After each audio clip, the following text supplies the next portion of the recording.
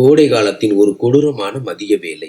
கிராமத்திற்கு வெளியே மாந்தோப்புகளுக்கு இடையே அமர்ந்திருந்த அந்த பழைய அரண்மனை போன்ற வீட்டில் ஆருஷியின் அலறல் சத்தம் எதிரொலித்தது. இல்லை இல்லை மாமி, என்னால் இந்த திருமணத்தை செய்ய முடியாது. ஆருஷியின் மாமி கமலா தேவி கண்களை உருட்டினார். சத்தம் போடாதே, உனக்கு இன்னும் 17 வயது கூட ஆகவில்லை. அதற்குள் பெரிய மனுஷி போல் பேசுகிறாய். உன் தந்தை இறந்து விட்டார், உன் தாய் மறுமணம் செய்து கொண்டாள். உன்னை பாதுகாக்கும் பொறுப்பை நாங்கள் ஏற்றிருப்பதால் நீ எங்கள் பேச்சை கேட்டுத்தான் ஆக வேண்டும். கமலாதேவியின் மூத்த மகன் விக்ரம் 32 வயது மதிக்கத்தக்கவன். அவன் கதவு அருகே நின்று ஒரு முறை ஆருஷியை பார்த்தான். அவனது பார்வையில் இருந்த குளிர்ச்சியை கண்டு ஆருஷியின் உடல் நடுங்கியது. ஆனால் விக்ரம் எதுவும் பேசவில்லை. ஒரு பார்வை பார்த்துவிட்டு அங்கிருந்து சென்று விட்டான். ஆருஷி ஒரு அனாதை. அவளுடைய மாமாவும் மாமியும் தான் அவளை வளர்த்தார்கள். ஆனால் இப்போது அவர்களும் அவளை ஒரு சுமையாக கருத தொடங்கினர்.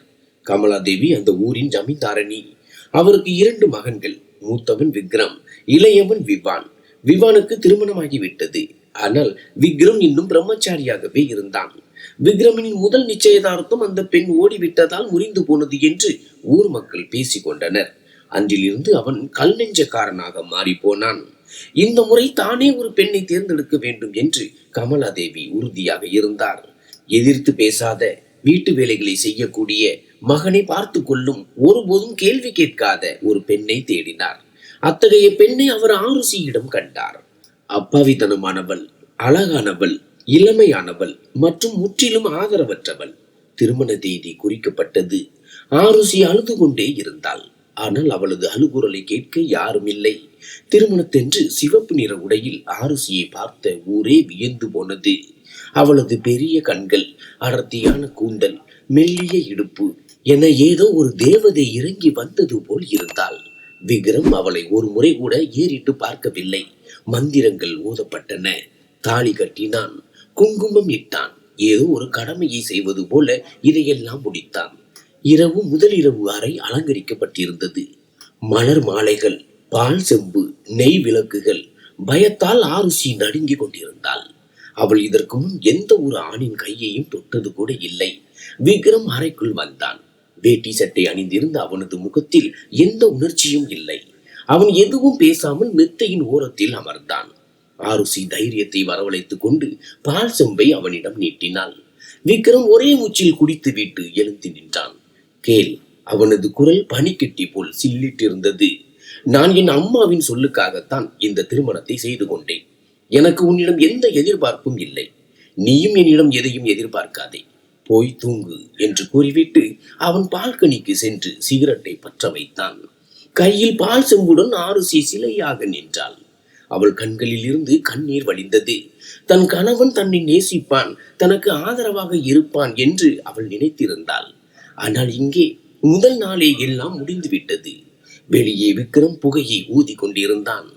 அவன் மனம் சொன்னது, இவளுக்கு வெறும் 17 வயது தான் ஆகிறது. இவளை வைத்து நான் என்ன செய்வேன் என்று. ஆனால் அவனது அகந்தை சொன்னது, இப்போது இவள் என் மனைவி, என் பொறுப்பு என்று.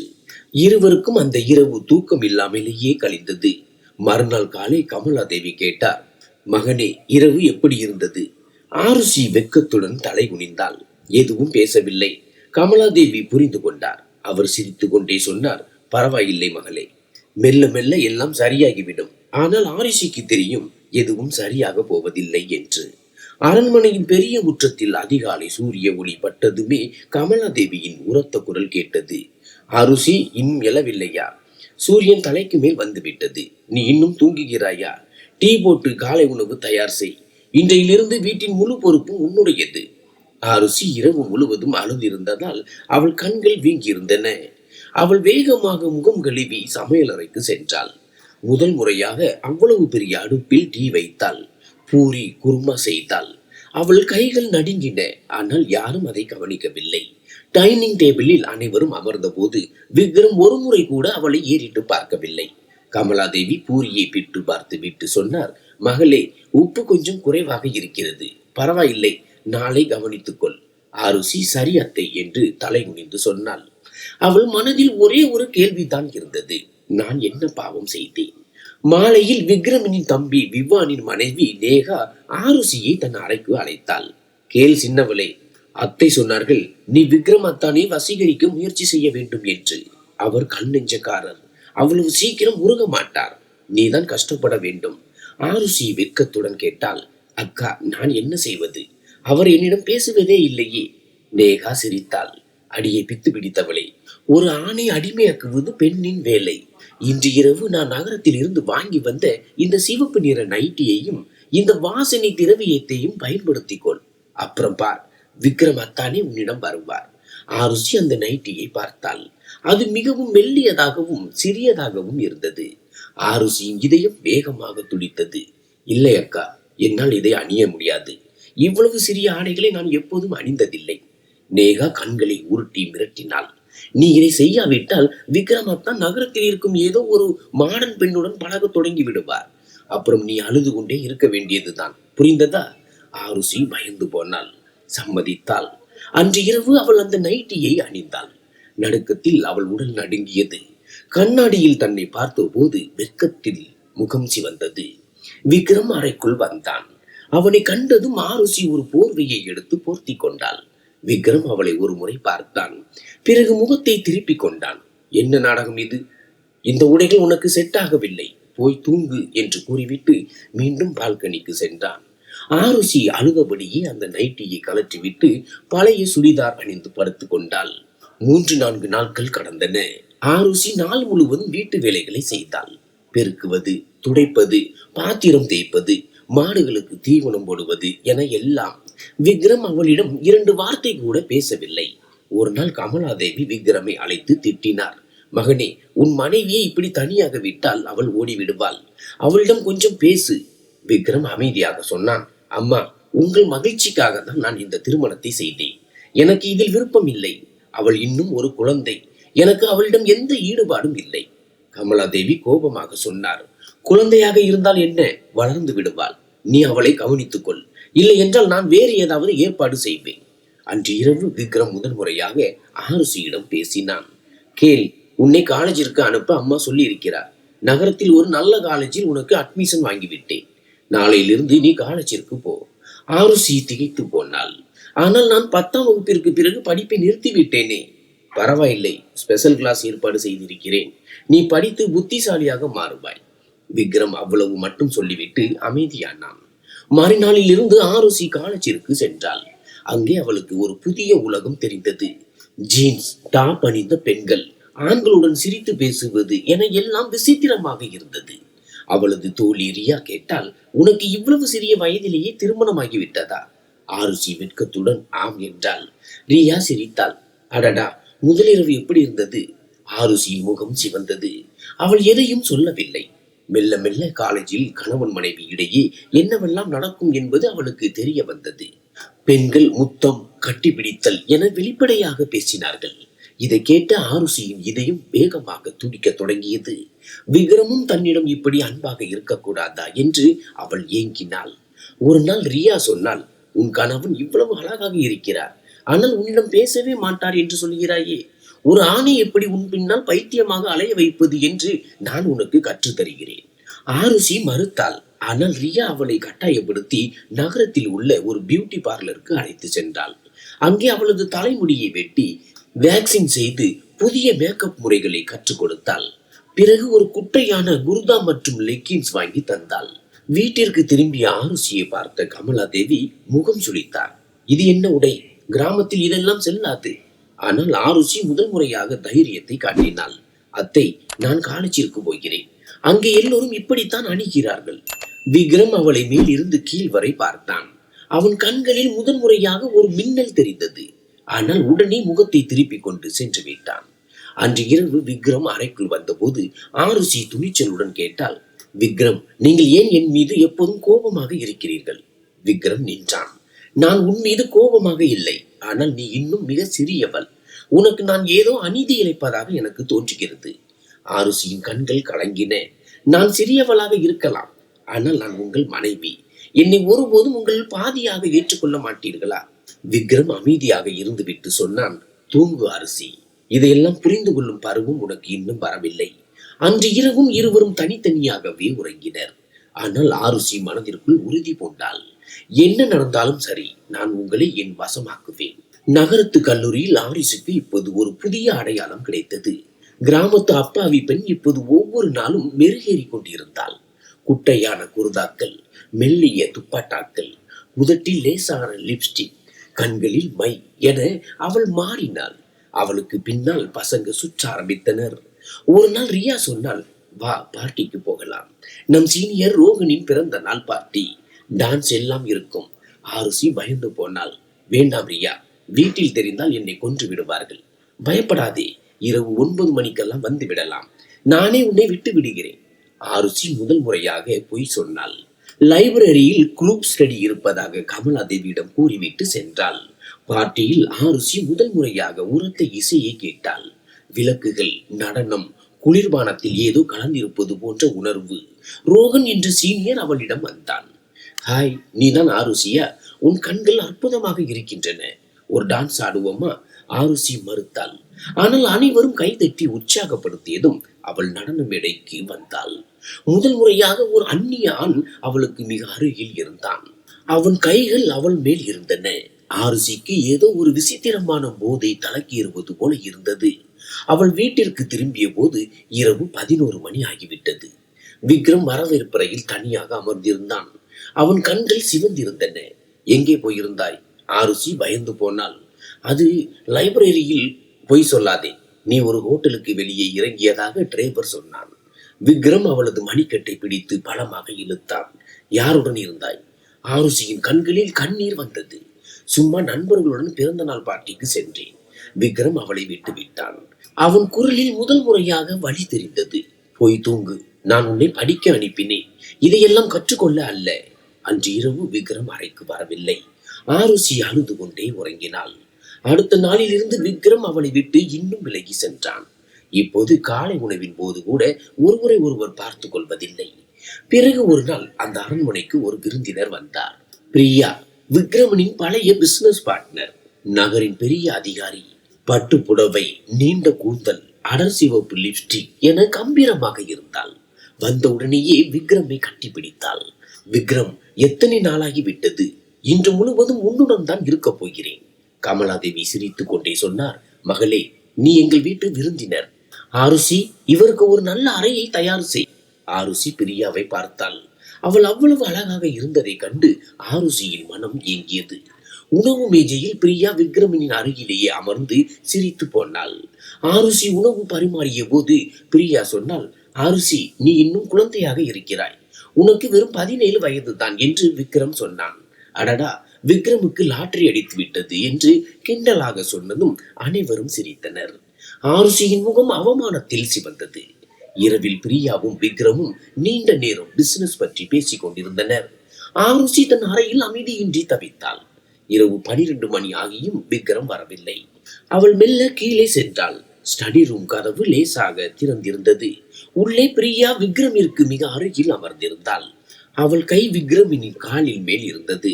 விக்ரம், உன் மனைவி இன்னும் ஒரு குழந்தை. உன் தேவைகளை யார் பூர்த்தி செய்வார்கள்? விக்ரம் எதுவும் பேசவில்லை. சிகரெட் புகையை மட்டும் ஊதினான். பிரியா இன்னும் நெருக்கமாக வந்தாள். அவளது புடவை தலைப்பு நழுவியிருந்தது. ஆருசியின் இதயம் வேகமாக துடித்தது. அவள் சத்தமின்றி தனது அறைக்கு திரும்பி வந்து படுக்கையில் விழுந்து அழுதாள். மறுநாள் காலை விக்ரம் அறைக்கு வந்தபோது ஆருசி கேட்டாள், அந்த பிரியா இரவு உங்கள் அறையில் என்ன செய்து கொண்டிருந்தார்? விக்ரம் அதிர்ச்சி அடைந்தான். பிறகு குளிர்ந்த குரலில் சொன்னான், அது பிசினஸ் விஷயம். நீ சிறியவள், இதெல்லாம் உனக்கு புரியாது. ஆருசியின் கோபம் வெடித்தது. நான் சிறியவள் தான். அப்படியானால் நீங்கள் வெளியே மற்றவர்களுடன் மகிழ்ச்சியாக இருப்பீர்களா? நான் உங்கள் மனைவி விக்ரம் என்று ஆருசி கத்தினாள். விக்ரம் அவளை முறைத்து பார்த்தான். மனைவியாக இருந்தால் மனைவியை போல இரு, என்னை கேள்வி கேட்காதே என்று கூறிவிட்டு சென்றான். அன்றிலிருந்து ஆருசி ஒரு முடிவெடுத்தாள். விக்ரமிற்கு தான் தேவையில்லை என்றால் தானும் அவரை தொந்தரவு செய்ய மாட்டேன் என்று நினைத்தாள். அவள் இன்னும் நவீனமான உடைகளை அணியத் தொடங்கினாள். கல்லூரியில் மாணவர்களுடன் சிரித்து பேசினாள். ரோகன் அவளை பின்தொடர ஆரம்பித்தான். தினமும் பூக்கள், மெசேஜ்கள், அழைப்புகள். ஒரு மாலை வேளையில் ரோகன் சொன்னான், அருசி, நான் உன்னை உண்மையாக நேசிக்கிறேன். உன் கணவனுக்கு உன் மீது விருப்பமே இல்லை. அதனால் என்னுடன் வந்துவிடு. ஆருசி எதுவும் பேசவில்லை. மெல்ல புன்னகைத்தாள். அன்று இரவு பிரியா மீண்டும் வந்தாள். இம்முறை அவள் 3 நாட்கள் தங்கப் போகிறாள். ஆருஷிக்கு தெரிந்தது தன் வாழ்க்கையில் புயல் வீசப் போகிறது என்று. பிரியா வந்த மறுநாள் காலையில் அரண்மனையில் பரபரப்பு ஏற்பட்டது. கமலாதேவி ஆருஷியை அழைத்து கண்டிப்புடன் சொன்னார், பிரியா நகரத்தின் பெரிய அதிகாரி. விக்ரமனின் ஒரு பெரிய ப்ராஜெக்ட் அவரிடம் இருக்கிறது. நீ அவரை நன்றாக கவனித்துக் கொள்ள வேண்டும். அவருக்கு தேவையான டீ, டிஃபன் என எதை கேட்டாலும் உடனே செய். புரிந்ததா? ஆருஷி தலை குனிந்து சம்மதித்தாள். ஆனால் உள்ளுக்குள் கோபம் கொதித்தது. உணவு மேஜையில் பிரியா ஆருஷியை மேலிருந்து கீழ் வரை பார்த்து விட்டு சிரித்தாள். ஆருஷி, நீ பார்க்க பொம்மை போல இருக்கிறாய். விக்ரம் சொன்னான் நீ கிராமத்து பெண் என்று. ஆனால் உன் தோல் வெண்ணெய் போல மென்மையாக இருக்கிறது. ஏதேனும் ரகசிய வைத்தியமா? ஆருஷி சொன்னால், இல்லை, தயிரும் மஞ்சளும் தேய்ப்பேன்.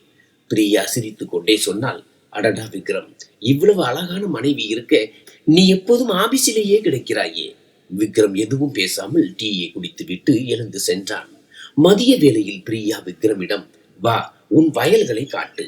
கிராமத்து காற்றை சுவாசித்து நாட்களாகிவிட்டன என்று கூறினாள். இருவரும் வயல்வெளிக்கு சென்றனர். ஆருஷி மாடியில் இருந்து இதை பார்த்து கொண்டிருந்தாள். அவள் இதயம் எரிந்தது. மாலையில் அவர்கள் திரும்பிய போது பிரியாவின் புடவையில் சேறு படிந்திருந்தது. விக்ரமின் சட்டையில் சிவப்பு நிற லிப்ஸ்டிக் அறை இருந்ததை ஆருஷி கவனித்தாள். அவளது கண்கள் கோபத்தில் சிவந்தன. இரவு உணவிற்கு பின் பிரியா சொன்னால், விக்ரம், இன்று மிகவும் களைப்பாக இருக்கிறது. முதுகு வலிக்கிறது. கொஞ்சம் மசாஜ் செய்து விட சொல்லேன். கமலாதேவி உடனே சொன்னார், ஆருஷி, போய் பிரியாக்காவிற்கு மசாஜ் செய்து விடு. ஆருஷியின் கைகள் நடுங்கின. அவள் அமைதியாக பிரியாவின் அறைக்கு சென்றாள். பிரியா ஆருஷியிடம், வா பொம்மையே, பலமாக அழுத்தி மசாஜ் செய். ஆருஷி எப்படியோ மசாஜ் செய்ய தொடங்கினாள். பிரியா பெருமூச்சு விட்டபடி சொன்னால், விக்ரமனின் விரல்கள் ஜாலங்கள் செய்யும். அவன் எப்போதாவது உனக்கு மசாஜ் செய்திருக்கிறானா? ஆருஷி அமைதியாக இருந்தாள். அவள் கண்களில் கண்ணீர் தேங்கி இருந்தது. பிறகு அவள் தன் அறைக்கு சென்று விட்டாள். இரவு 11 மணிக்கு விக்ரம் அறைக்குள் வந்தான். ஆருஷி அவனிடம் முதுகை காட்டியபடி படுத்திருந்தாள். விக்ரம் சொன்னான், பிரியாவிற்கு தூக்கம் வரவில்லை.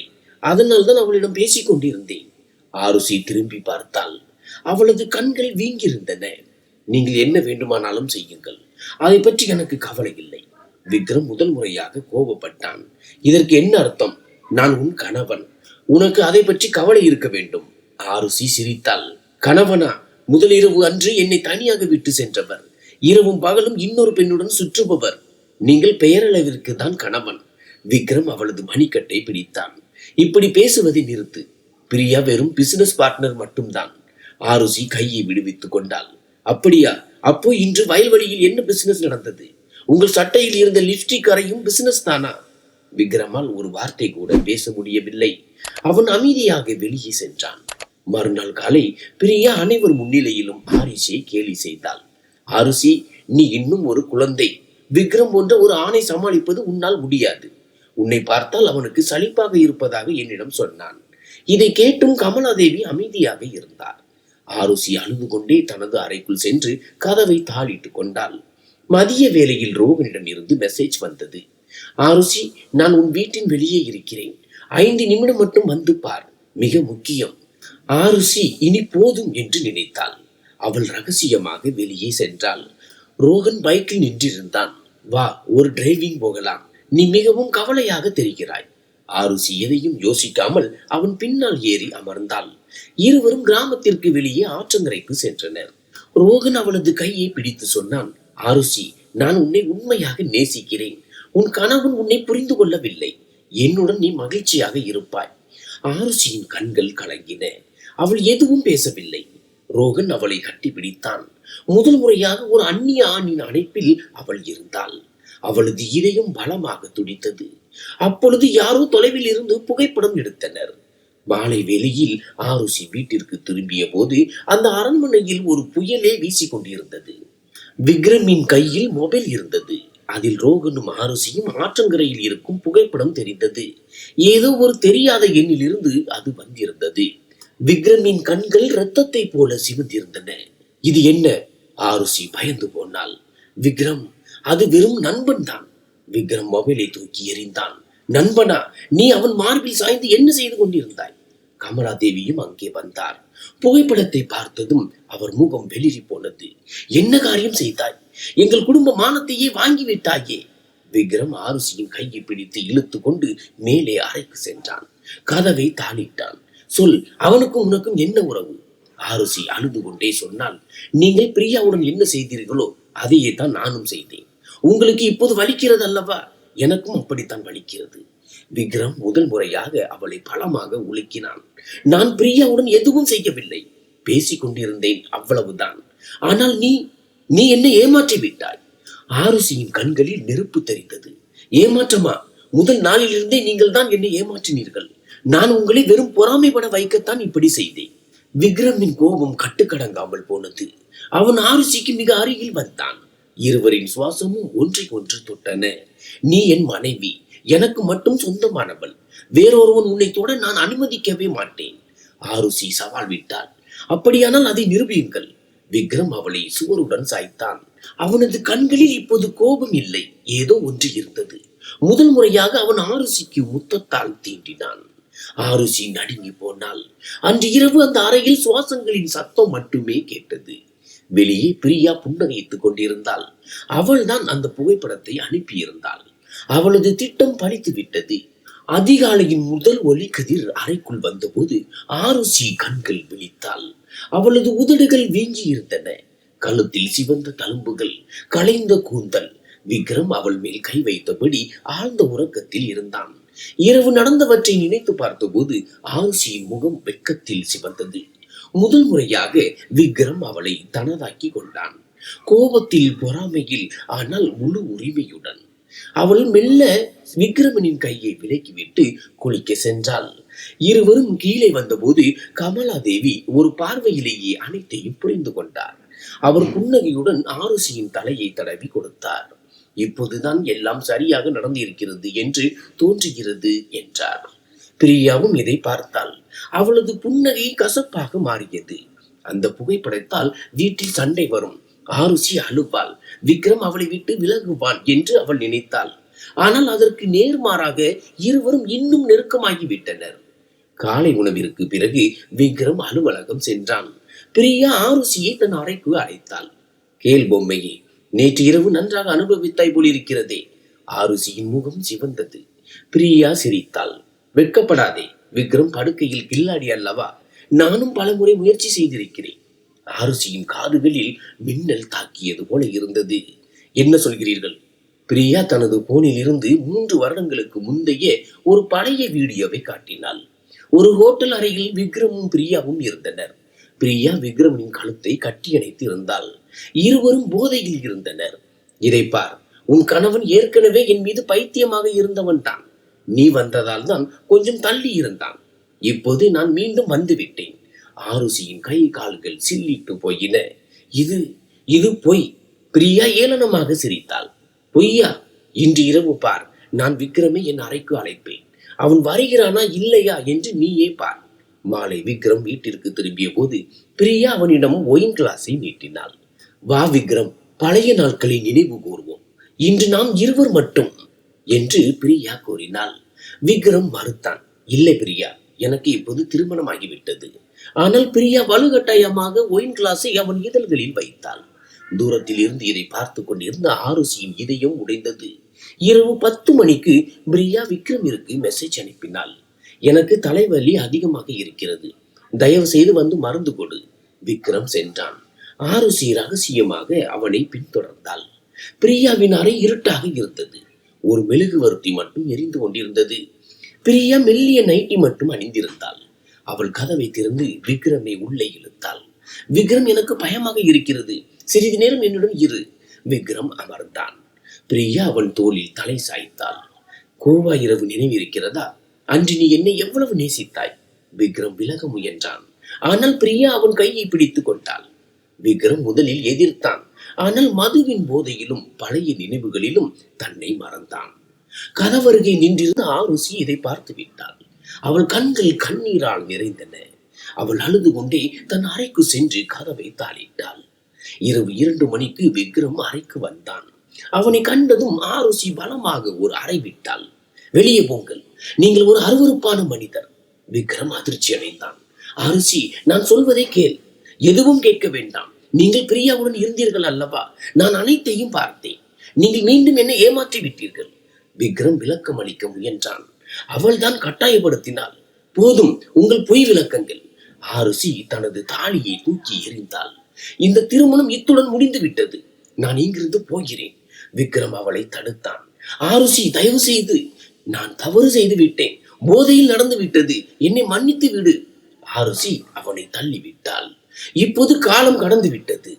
ஆருஷி தனது பையை எடுத்துக்கொண்டு அந்த நள்ளிரவில் அரண்மனையை விட்டு வெளியேறினாள். விக்ரம் அவளுக்கு பின்னால் ஓடி வந்தான். ஆனால் அவள் ஒரு ஆட்டோவில் ஏறி சென்று விட்டாள். காலையில் கமலாதேவிக்கு விஷயம் தெரிந்த போது அவர் அழுது துடித்தார்.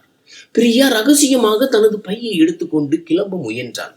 விக்ரம் அவளை வாசலில் தடுத்து நிறுத்தி பலமாக ஒரு அறை விட்டான். நீ என் வாழ்க்கையை சீரழித்து விட்டாய். இனி என் கண்ணில் படாதே. பிரியா சிரித்துக் கொண்டே அங்கிருந்து சென்றாள். ஏனென்றால் அவளது நோக்கம் நிறைவேறிவிட்டது. விக்ரம் சிலையாக நின்றான்.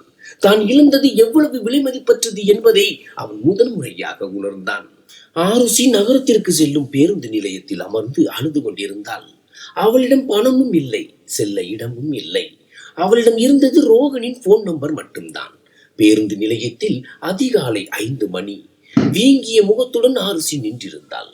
அவள் ஒருமுறை கூட திரும்பி பார்க்கவில்லை. ரோகனிடம் இருந்து மெசேஜ் வந்தது. ஆருஷி, எங்கே இருக்கிறாய்? நான் இதோ வருகிறேன். அரை மணி நேரத்தில் ரோகன் பைக்கில் வந்தான். ஆருஷியை பார்த்ததும் ஓடி வந்து அவளை கட்டி அணைத்தான். என்ன ஆச்சு பேபி? ஏன் அழுகிறாய்? வா என்னுடன், நான் இருக்கிறேன். ஆருஷி எதுவும் பேசவில்லை. அவன் பைக்கில் ஏறிக்கொண்டாள். ரோகன் அவளை தனது வாடகை வீட்டிற்கு அழைத்து சென்றான். நகரத்தின் நடுவே 2 அறைகள் கொண்ட சிறிய வீடு. நீ முதலில் ஓய்வெடு, பிறகு அனைத்தையும் சொல். ரோகன் அவளுக்கு தண்ணீர் கொடுத்தான்.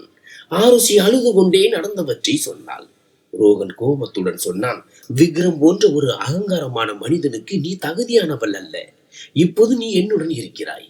நான் உன்னை ஒருபோதும் அளவிட மாட்டேன். அவன் ஆருஷியின் நெற்றியில் முத்தமிட்டான். ஆருஷி கண்கள் மூடி அமைதியாக இருந்தாள். மறுபுறம் அரண்மனையே போர்க்களமாக இருந்தது. கமலாதேவி நோய்வாய்ப்பட்டார். விக்ரம் இரவு பகலாக ஆருஷியை தேடி அலைந்தான். போலீசிலும் புகார் அளிக்கப்பட்டது. ஊர் ஊராக தேடினான். ஆனால் ஆருஷியை பற்றி எந்த தகவலும் கிடைக்கவில்லை. 10 நாட்கள் கடந்தன. ரோகன் ஆருஷியை தன் பிளாட்டில் தங்க வைத்தான். புதிய போன், புதிய ஆடைகள், மேக்கப் என அனைத்தும் வாங்கி கொடுத்தான். மெல்ல மெல்ல ஆருஷி சிரிக்க தொடங்கினாள். வெளியே சுற்றினாள். புகைப்படங்கள் எடுத்துக்கொண்டாள். ரோகன் சமூக வலைதளங்களில் அவர்கள் இருவருமாக இருக்கும் புகைப்படங்களை அதிகம் பதிவிட்டான். அவர்கள் மெழுகுவர்த்தி வெளிச்சத்தில் இரவு உணவு உண்பது, கடற்கரையில் சுற்றுவது, ஒருவரை ஒருவர் கட்டியணைப்பது என புகைப்படங்கள் இருந்தன.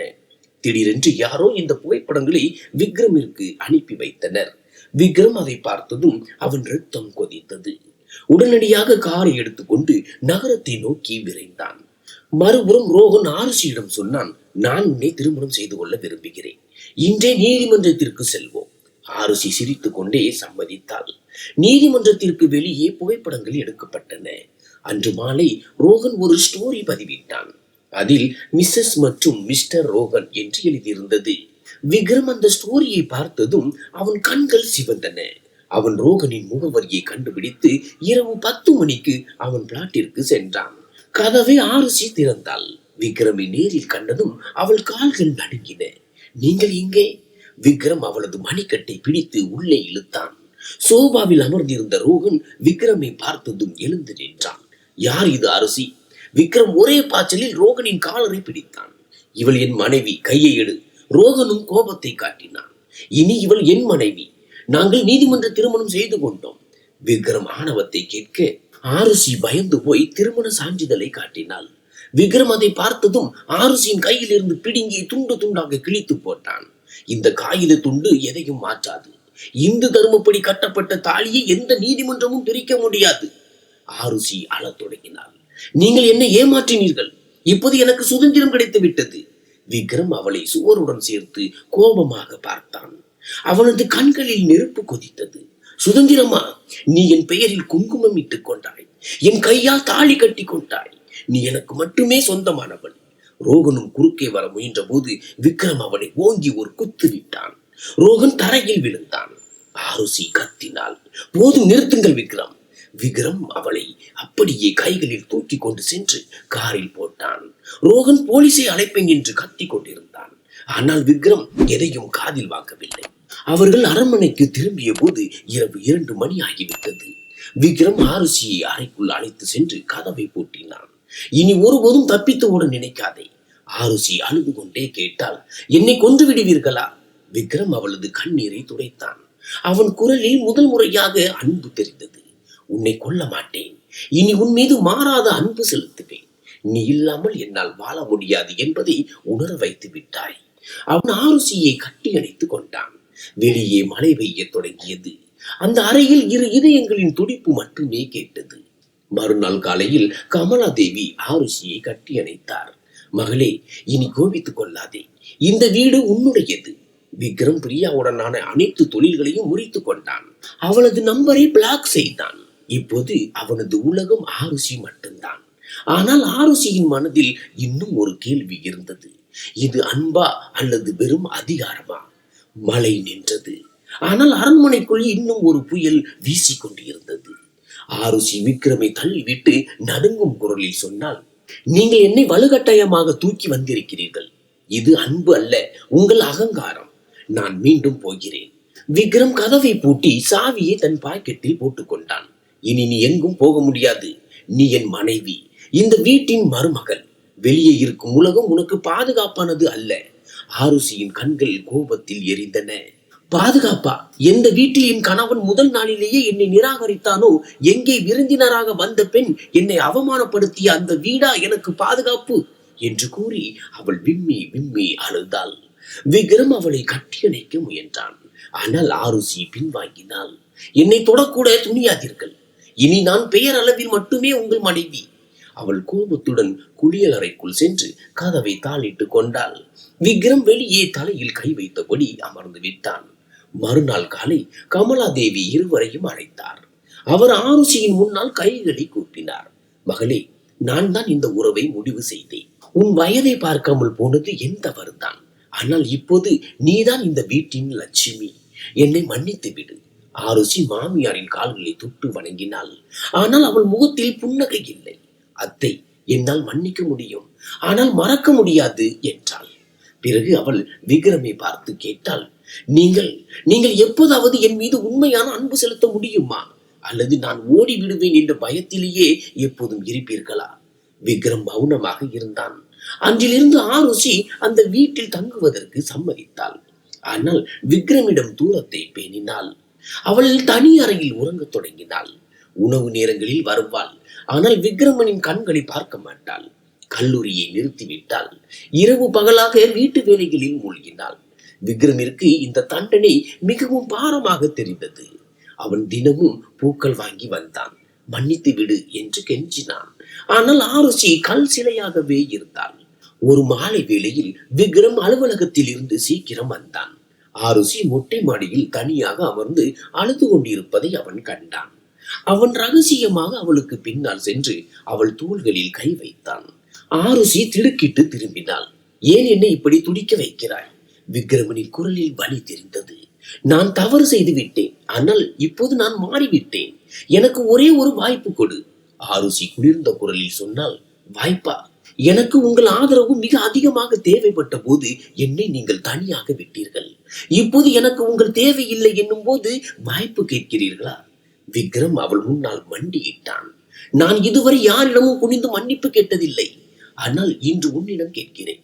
என்னை மன்னித்து விடு. நீ இல்லாமல் நான் செத்து விடுவேன். ஆருஷியின் கண்கள் கலங்கின. சிறிது நேரம் அமைதியாக இருந்து விட்டு சொன்னால், உங்களுக்கு என்னை உண்மையிலேயே உங்களவளாக்கி கொள்ள வேண்டும் என்றால் முதலில் எனக்கு சுதந்திரம் கொடுங்கள்.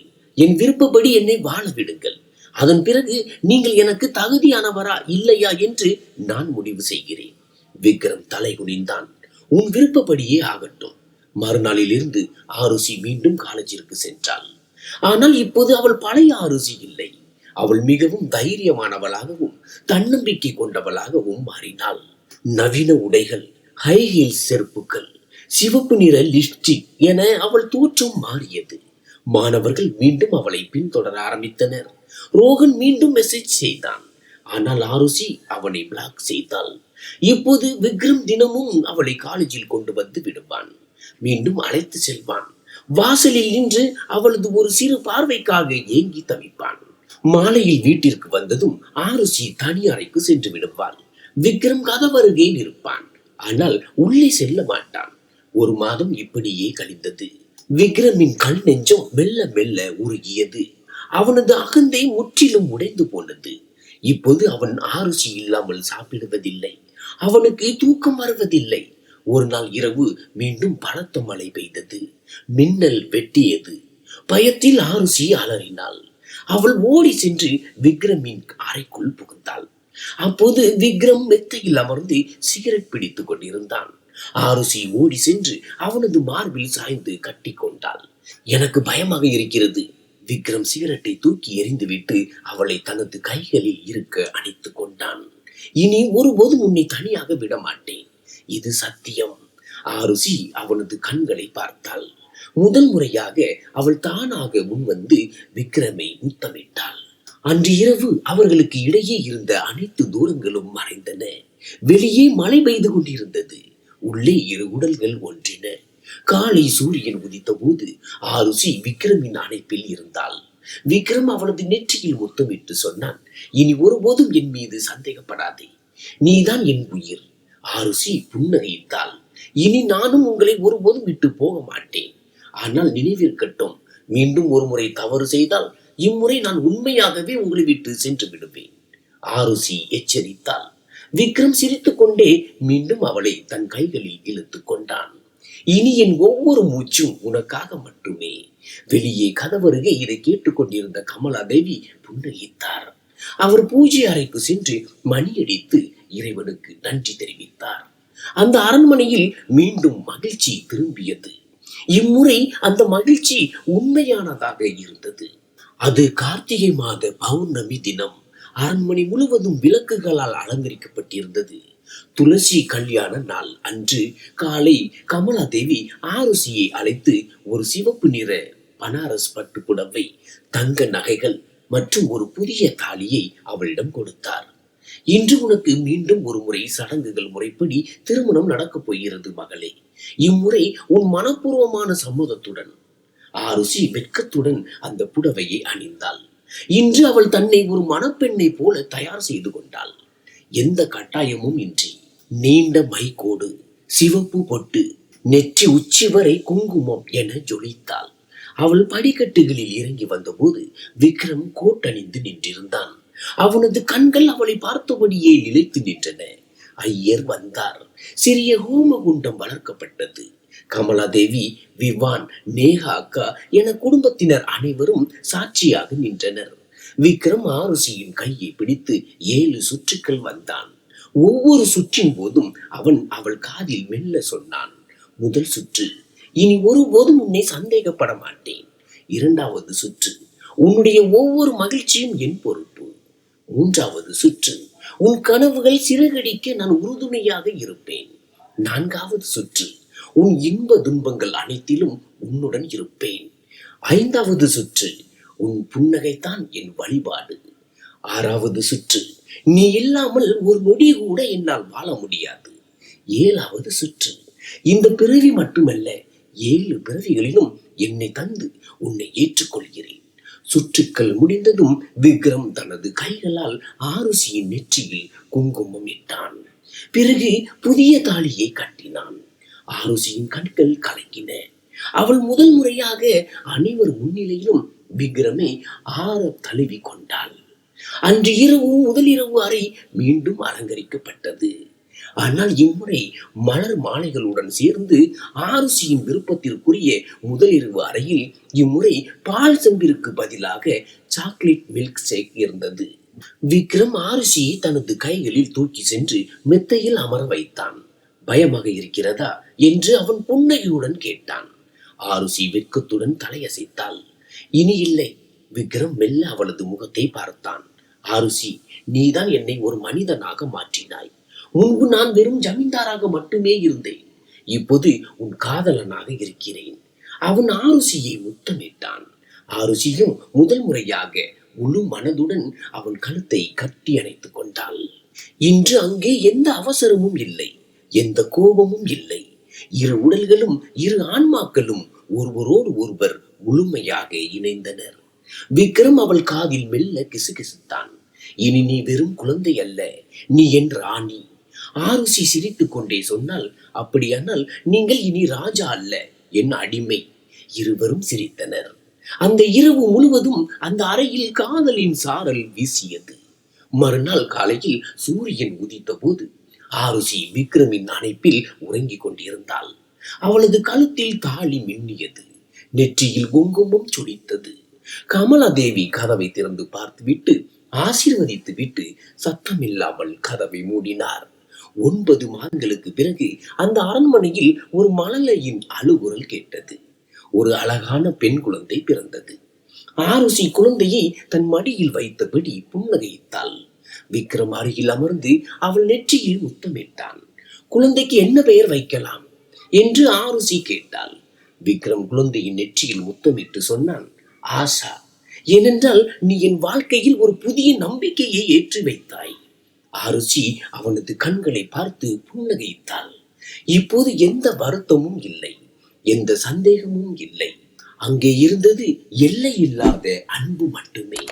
அந்த அரண்மனையின் சுவர்கள் என்றென்றும் நீடிக்கப் போகும் மகிழ்ச்சியால் நிறைந்தன. நன்றி.